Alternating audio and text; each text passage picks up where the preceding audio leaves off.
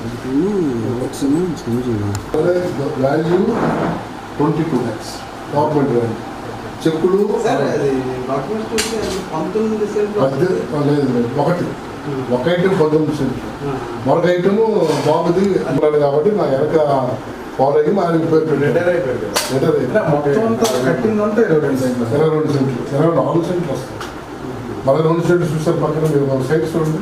ఆ సైడ్ మనకు ప్లేస్ ఉంది ఇటువైపు 2 hours దానికి బాగుందా అంత దగ్గర తీయాలి.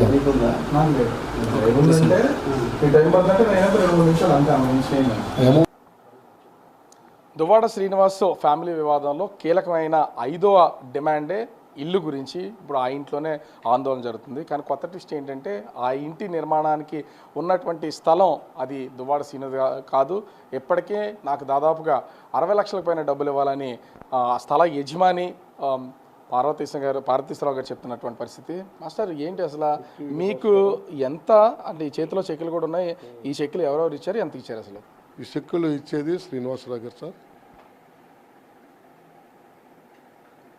మొదటిసారి వస్తే అమ్మనని తిరస్కరించాను. మళ్ళీ రెండోసారి అందరూ వచ్చి నా కుటుంబ సభ్యులతో పాటు అందరూ వచ్చి అతని నివాసం ఏర్పాటు చేసుకుంటారు. డెక్కలు ఎక్కడ అన్ని ప్రదేశాలు చూశారు, ఎక్కడ అనుకూలంగా లేదు. ఈ ప్లేస్ అనుకూలంగా ఉందంటే మరి అది కమర్షియల్గా ఉంచాలనుకున్నాను నేను. అనుకూలంగా ఉన్నదంటే మనసు కరిగి పిల్లల పెర్మిషన్ తీసుకొని శ్రీని గారికి ఇవ్వడం జరిగింది. ఎంత సార్ మొత్తం స్థలం అంటే ఎన్ని సెంట్లు? 24 సెంట్లు, 22 ప్లస్ మరో 2 సెంట్లు ఇవ్వడం అయింది. 24 సెంట్లు స్థలం అది. మరి ఇది అతను అడిగారు కాబట్టి నేను ఇల్లు కట్టుకుంటానంటే ఇస్తాను, అమ్ముకుంటానంటే ఇవ్వనని కూడా చెప్పడం జరిగింది. లేదన్నా తప్పకుండా ఇల్లు మీ పేరు చెప్పుకుని ఇల్లు కట్టుకుంటాను, ఇంతకుముందు మా దారి చూపించావు, ఇప్పుడు కూడా మా దారి చూపించంటే నాకు రాజకీయంగా విభేదించినప్పటికీ విభేదం అంటే మీరు కేసులు పెట్టారండి. నేనేదో నాకు తెలుసో రాజకీయంగా నేను రామ్మోహన్ రెడ్డి ఎంతో కొంత అభిమానం. నాకు కృపారాణి గారు అనుంగా కుటుంబం అది. ఆవిడ టైంలో ఆవిడ సపోర్ట్ చేస్తాం. కాంగ్రెస్ పార్టీ పతనం అయిపోయిన తర్వాత ఇంట్లో మేము రాజకీయంకి నమస్కారం పెట్టి ఇంట్లో ఉంటే బ్రదర్ సేవ చేసుకుంటుండే మా ఇద్దరు ఉద్యోగాలు చేసుకుంటున్నాం. మేము రాజకీయాలు మాకు అనవసరం. ఆ సందర్భంలో మహానుభావుడు రామ్మోహన్ నాయుడు గారు కొత్తగా రావడం రాజకీయాలకి, అచ్చెన్నాయుడు గారు కూడా 2 సార్లు ఓడిపోయాను మాస్టారు, నన్ను అభిమానించండి, నన్ను ఆదరించండి, గౌరవించండి, మీ సామాజిక వర్గం నుంచి తప్పనిసరిగా నాకు అవకాశం దొరుకుతుంది అని అంటే ఆ విధంగా నేను హెల్ప్ చేయడం వల్ల అది వాళ్ళకి రాజకీయంగా లోపల నా కుటుంబ సభ్యులతో పాటు మిగతా వాళ్ళకి కూడా అది ఉండొచ్చు. ఆ విధంగా వాళ్ళు సహకరించాను నేను. మరి నా ప్లాట్ఫామ్ ఎన్టీ రామారావు అంటే 82లో ఆయన సన్మానించాను నోట్ల దండతో. అది మనకు రాజకీయాలు అనవసరం. కానీ ఇప్పుడు వివాదం ఏంటంటే అది పెట్టుకుని నా మీద కేసులు పెట్టారు. ఎవరు పెట్టారు మీ మీద కేసు? అప్పట్లో ఫ్యామిలీ కుటుంబం, దువ్వాడ వాణి అండ్ శ్రీని గారి కుటుంబం. నేను బాధపడడం లేదు. అట్లాంటి వాళ్ళకి కూడా నేను పోలీస్ స్టేషన్కి వెళ్ళి ఎదుర్కొన్నాను. గణేష్ గారు ఎస్ఐ గారు ఉండేవారు. నా వ్యక్తిగత జీవిత చరిత్రను తెలుసుకోండి సార్, ఉపాధ్యాయునిగా నా సేవలను తెలుసుకోండి. నా విద్యార్థులు ఈ టెక్కలే కాదు అంతర్జాతీయ స్థాయిలో అమెరికా లెవెల్లో కూడా నా విద్యార్థులు ఉన్నారు. సాఫ్ట్వేర్లో, పోలీస్ రంగంలో, ఒక ఎస్పీ స్థాయిలో అనేక రంగాల్లో ఉన్నారు. నేను ఇప్పుడు కూడా దుర్మార్గ పనులు తప్పుడు పనులు చేయను. ఒకరు చేస్తే నేను తప్పుని భావించి తప్పును ఒప్పుకుంటాను. మీ మీద కేసు పెట్టినటువంటి వాణి గారు, దువ్వాడ శ్రీను గారు వాళ్ళే తిరిగి మీకు ఈ స్థలం కావాలని అడిగారు. స్థలం శ్రీని గారు వచ్చి అడిగారు.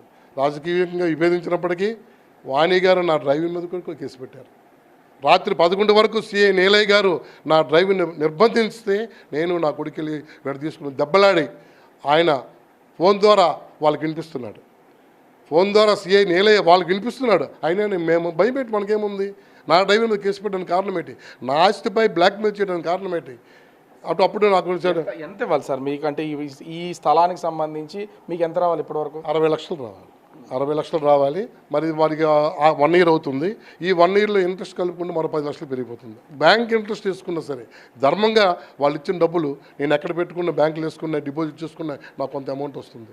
ఒక ప్రైవేట్ బ్యాంకు, ఆ గవర్నమెంట్ స్టేట్ బ్యాంకు మరో దగ్గర వేసుకుని డబ్బులు వస్తుంది. కానీ 1 ఇయర్ నుంచి ఎటువంటి 1 ఇయర్ నుంచి మీరు దువ్వాడ శ్రీని గారిని డబ్బులు అడగలేదా? అసలు ఈ సందర్భం ఇప్పుడు రాలేదా? వాళ్ళ తమ్ముడు బాబా గారు పలాసి వెళ్తాను శ్రీని గారి దగ్గరికి వెళ్ళినా మరి ఆయన చూసి ఆయన బాధలు చూసి మరి అనేది వాళ్ళు నిరంతరము రాజకీయ కార్యక్రమాల్లో ఉంటారు కాబట్టి బాబా గారి దగ్గరికే నేను చాలాసార్లు వెళ్ళాను.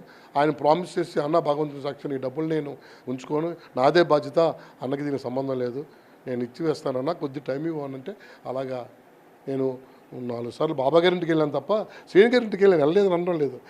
వెళ్తుంటే జనాలు చూసి కార్యకర్తలు చూసి నాకే సిగ్గేసి అడడానికి ఆ తమ్ముడు డబ్బులు అంటే ఆ బాబా చూస్తాను అన్న అనేవాడు. సరే బాబా మరి శ్రీని గారితో సంబంధం లేదులే అని చెప్పి బాబా గారే ఇప్పటికి కూడా బాబా గారే రెస్పాన్సిబిలిటీ. కానీ ఇప్పుడు చూస్తే నా సైట్ మీద ఈ ఇంటి చుట్టూనే జరుగుతుంది, ఆ సైట్లోనే జరుగుతుంది.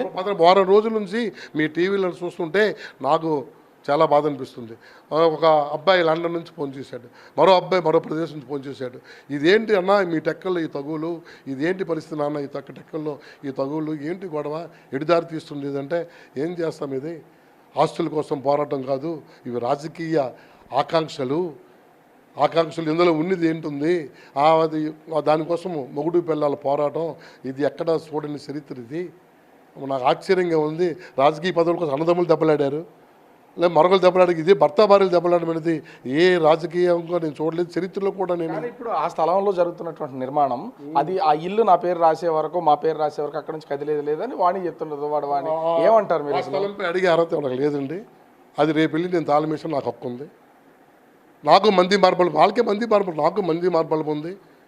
చట్టపరంగా వెళ్ళి ఒక్క నాకు ఉంది, చెక్కులు పట్టుకొని ఎవరండి దాని మీదకి వెళ్ళి అడగడానికి, అక్కడ ధర్నాలు చేయడం ఏంటండి, నవ్వుతాడు ఎవడండి. ఎవరింట్లో కూర్చొని అడుక్కొని పెద్ద మనుషులు వీళ్ళు ఎందుకు వచ్చారు, ఈ 2 సంవత్సరాలు లేని పెద్ద మనుషులు వీళ్ళు అలాగ వచ్చారండి. ఈ పరిస్థితి పోలీసులు నిద్ర లేకుండా ఉంది. పోలీసులు ఆడ పోలీసులు అక్కడ కూర్చొని నానా బాధలు పడుతున్నారు.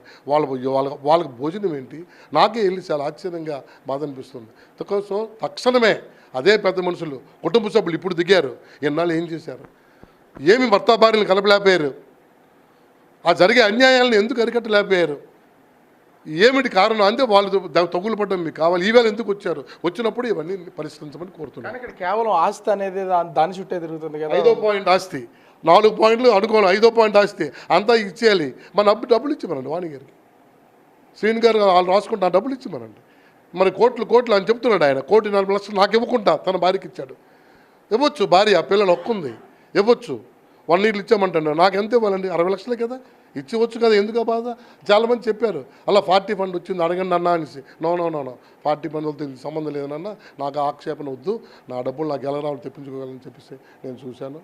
దీనివల్ల నేను సమాజంలో ఒక విధంగా చెడైపోయానేమనిపిస్తుంది, నాకు బాధ అనిపిస్తుంది. కానీ ఇక్కడ చూస్తే ఇప్పుడు అంటే ఆ స్థలానికి సంబంధించి కానీ, ఆ బిల్డింగ్ కన్స్ట్రక్షన్ కానీ, ఇప్పుడు ఆస్తులు బదలాయింపు విషయానికి వచ్చేసరికి మరి కొత్తగా మాధురి పేరు తీసుకొచ్చి ఆమె కూడా 2 కోట్ల కన్స్ట్రక్షన్కి పెట్టిందని, అందులో భాగం ఉందని, అలా ఆవిడ కొత్త ఆవిడని తెర మీదకి తీసుకొచ్చి ఆవిడ చుట్టే తిరుగుతుంది ఇదంతా.